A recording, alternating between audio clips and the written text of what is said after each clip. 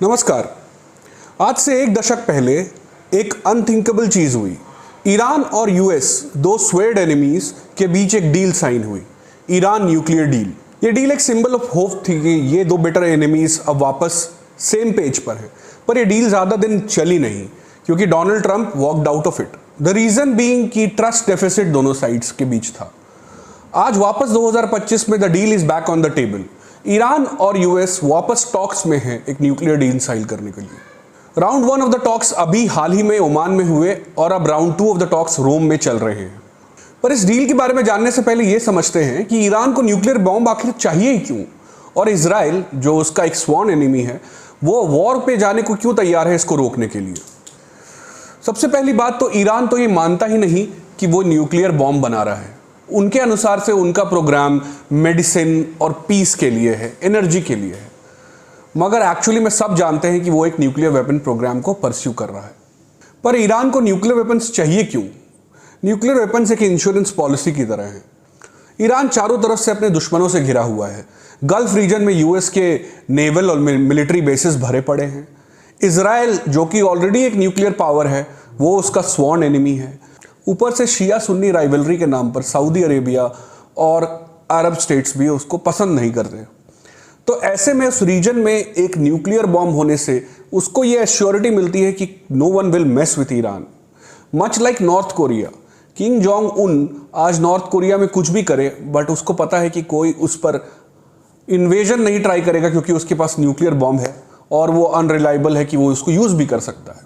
Iran अपने resistance of access से Israel के एग्जिस्टेंस को थ्रेटन करता है। उसका स्टेटेड गोल है कि इजराइल को दुनिया के नक्शे से मिटा देना। अब हिजबुल्ला और हमास के थ्रू तो ये वो कर ही रहा था। इमेजिन कीजिए कि अगर न्यूक्लियर अम्ब्रेला ईरान का उसके ऊपर बैठा हो, तब इजराइल के कितना मुश्किल हो जाएगा। तो इजराइल के लिए किसी भी हाल में ज़रूरी है कि ईरान को न्यूक्लियर वेपन्स कभी ना मिले। इसीलिए वो अमेरिका की मदद से उस पर लगातार दबाव बनाए रखता है। मिडिल ईस्ट वैसे भी दुनिया का सबसे वोलाटाइल रीजन रहा है, वायलेंस के मामले में, इंस्टेबिलिटी के मामले में। तो ऐसे में वहाँ पे इजराइल के पास ऑलरेडी न्यूक्लियर हथियार हैं। अगर ईरान भी इसे हासिल कर ले तो बाकी स्टेट्स और इनसिक्योर हो जाएंगे। कल को सऊदी अरेबिया, टर्की, यूएई सब अपने न्यूक्लियर प्रोग्राम्स चालू कर देंगे और एक आर्म्स रेस छिड़ जाएगी मिडिल ईस्ट में, जो दुनिया के लिए कहीं से भी अच्छी नहीं होगी। इसीलिए बहुत ज़रूरी है कि ईरान के न्यूक्लियर प्रोग्राम को यहीं पर रोक दिया जाए। अब वापस आते हैं डील पे। डील की बातचीत हो रही है तो दोनों पक्षों ने अपने रेड लाइंस क्लियरली स्टेट कर दिए हैं। यूएस का कहना है कि Iran can not have a nuclear weapon, यही उसकी रेड लाइन है। इससे नीचे वो नेगोशिएट करेगा ही नहीं। तो इसके लिए क्या करना होगा? ईरान के जो ऑलरेडी एग्जिस्टिंग साइट्स हैं उस पर स्ट्रिक्ट वेरिफिकेशन और इंस्पेक्शंस अलाउ करने होंगे ईरान को IAEA द्वारा, ताकि चेक किया जाए कि ईरान के पास ऑलरेडी कितना एनरिच्ड यूरेनियम है, वेपन ग्रेड तो नहीं है, और अगर है भी तो उसको शिप किया जाए थर्ड कंट्री में और ईरान को इस खतरे से बाहर निकाला जाए कि वो nuclear weapon grade uranium enrich कर सके।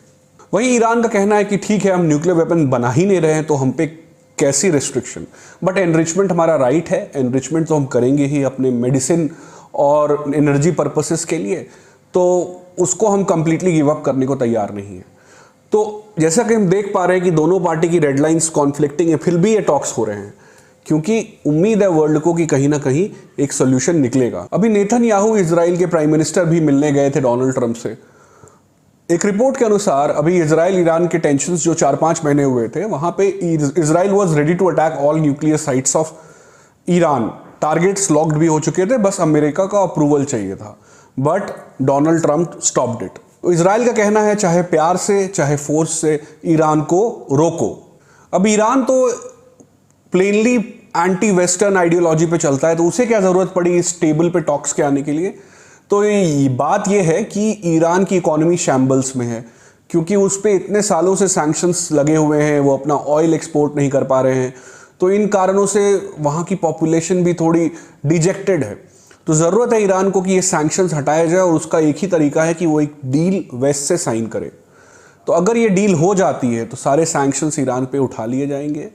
3.7% एनरिचमेंट का जो लिमिट लगा था पिछली डील में वो वापस आ जाएगा। ईरान अपना सारा ऑयल इंटरनेशनल मार्केट में सेल कर पाएगा, जिससे ऑयल प्राइसेस में भी कमी आएगी। फाइनल स्टेज में कांग्रेस यूएस की इस डील को रैटिफाई करेगी और ये भी इंश्योर करेगी कि कोई भी फ्यूचर प्रेसिडेंट आके इस डील को कैंसिल ना कर पाए, जैसे डोनाल्ड ट्रंप ने पिछली बार पावर में आते ही किया था। ये एश्योरेंस भी ईरान को दिया जा रहा है। ईरान की इजराइल के against gulf of resistance, Hamas, Hezbollah, ये फोर्सेस भी बहुत बैडली हिट हुए हैं इजरायली बॉम्बिंग से और उनको भी फंड करने की सिचुएशन ईरान की अब डाउटफुल है। तो एनीवेज ईरान चाहेगा वो वापस अपने 3.68 million barrels per day oil international market में सेल कर सके, अपने फ्रोजन एसेट्स यूएस से छुड़वा सके, तभी उसकी इकोनॉमी रिवाइव होगी। बट इस डील के आउटकम को लेके सब लोग पॉजिटिव नहीं हैं। लोगों को उम्मीद है कि बातचीत तो होगी बट फाइनली दोनों साइड्स बज नहीं करेंगे अपने स्टैंड से। तो ये देखने वाली बात होगी कि ये टॉक्स कहाँ जाते हैं। क्या ईरान अपना स्टॉक पॉइल गिव अप करेगा, क्या इजराइल चुपचाप देखेगा, क्या यूएस अपने सारे सैंक्शंस हटा लेगा, कहाँ जाकर ये डील फाइनली क्लोज होगी, उससे मिडिल ईस्ट का फ्यूचर डिसाइड होगा। इंडिया के लिए भी ये इंपॉर्टेंट है क्योंकि मिडिल ईस्ट ऑयल का सोर्स है, वहाँ की स्टेबिलिटी से ऑयल प्राइसेस इंपैक्ट होते हैं जिससे हमारी इकोनॉमी इंपैक्ट होती है। ईरान हमारे लिए क्रूशियल है क्योंकि हम ईरान के चाबहार पोर्ट के थ्रू सेंट्रल एशिया को भी एक्सेस करना चाहते हैं। ईरान हमारे लिए इसलिए भी क्रूशियल है क्योंकि हमको मिडिल ईस्ट के सारे मिडिल पावर्स से अच्छे ताल्लुकात बना के रखने हैं। तो रोम में होने वाली टॉक्स पे नज़र बनाए रखिएगा और देखेंगे कि आगे ये डील किस तरह की शेप लेती है। आज के लिए वीडियो के लिए इतना ही। अगले हफ्ते फिर मुलाकात होगी एक नए वीडियो के साथ। तब तक के लिए धन्यवाद। एक एवरेज इंडियन।